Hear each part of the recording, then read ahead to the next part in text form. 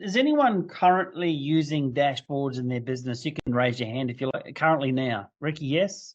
Joe, yes. Darren, yes. And Jan, no. Yeah, okay, good. So we're all using dashboards at some level.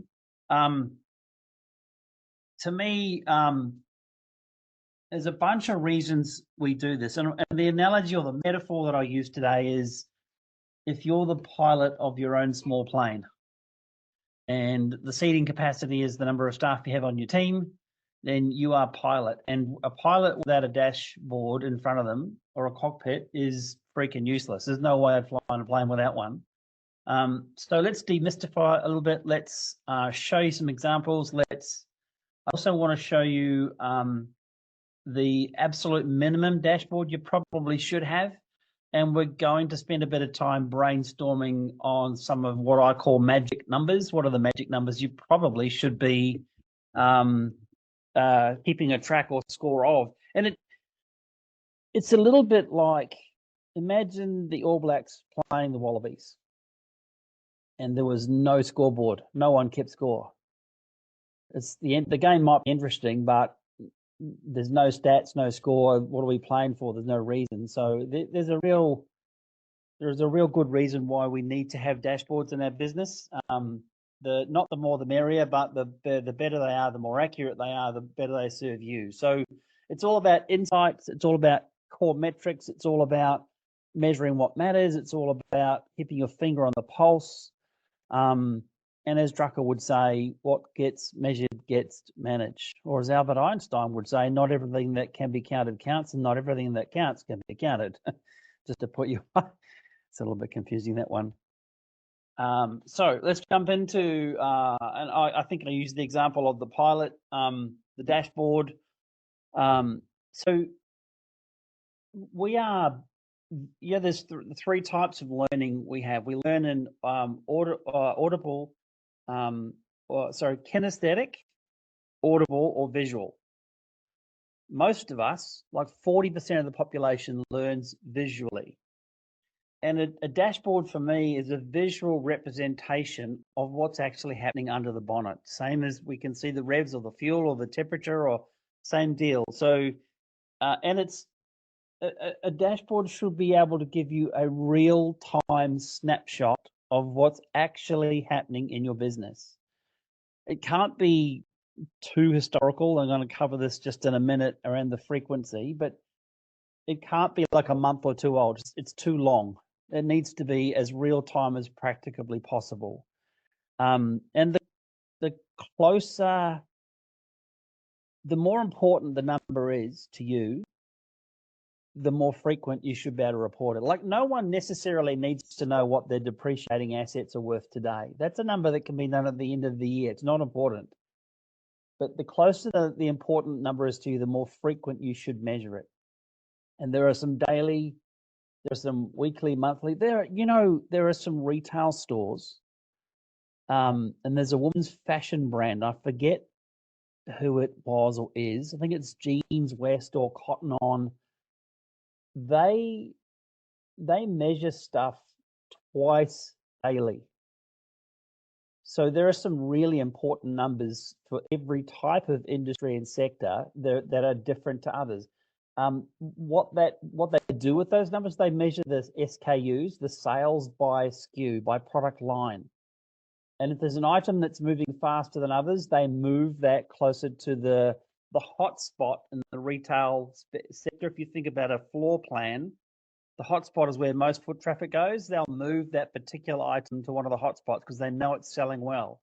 And they do that twice a day. So dashboards are really, really interesting. And the closer to importance to you, the more relevant the dashboard should be, the more easy it should be. So I guess dashboards are also about making the complex simple. So it should be very straightforward number to be able to track. So Marshall Thurber, you've heard me mention Marshall before. He talks about the concept of the frequency of interaction. Now, if you think about a radio wave, I mean, I don't understand how radio waves work, but I do know that there are multiple frequencies within a particular radio wave. And an AM radio wave is very slow and wobbly, sort of at this end of the scale, versus an X-ray. I don't even know what a gamma ray is, but an X-ray is the frequency changes dramatic. Same wave, just the frequency changes. And where a radio, an AM radio wave carries very basic sound information, an X-ray gives you skin penetrating capacity to see what's the things we can't even see but know are there, our bone structures. So the greater the frequency of interaction, the more clarity you have on your numbers in this case here. So think of a typical XY chart or graph, an X-axis and a Y-axis, and you're plotting sales revenue. If you did it monthly, it'd take you 6 months to figure out whether you are going up or down. Inherently, you'd know. This is a bad example, but I'm just going to give you a simple one to get your head around. If you measured like our retail twice a day, you'd be able to become way more effective. So the greater the frequency of interaction with your numbers, the more clarity you have around those numbers. And it typically takes, I think the number is 6. It takes 6 points on a graph. So 6 points of data before we figure out which way the line's going up or down. 6 points on a data graph will give you a trend in your data. So if it's monthly data, it'll take you 6 months. If it's daily data, it'll take you 6 days. If it's like our Cotton On, I'll use them as an example, it's hours that they get the data. So I think the most important thing is when you're thinking about designing a dashboard is we'll go through the magic numbers shortly, but how often do I present this? How often do I need to see this? Macca's, I'll use them as an example, Jay. They track their average sale at till every 30 minutes, and they run competitions. So, that's an important number for them. Their average sale value is an incredibly important number to them. So they track that number. Okay. So heaps and heaps and heaps and heaps of benefits for doing this. I think our ability to consume this information and make relevant decisions is a big one. So it's going to assist you in your decision making. I think if we are seeing wastage or things aren't going right, we can improve our efficiency by having measured something. It's other benefits is the vision that you get, the clarity of what's happening in business with your finger on the pulse. So real-time data presented visually in front of us is incredibly meaningful to some of our people. We used to work, I'm going to say in the 2009, 2010, with the Electrolux production company at the back of Orange before they shifted stuff offshore. And they had computer screens, when they're in fact TV screens, right throughout their production facility, showing real-time data on the company's profit for the month.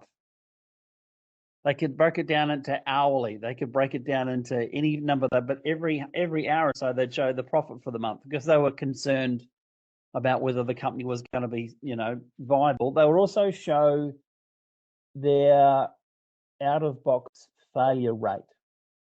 In other words, they'd put it in a positive spin.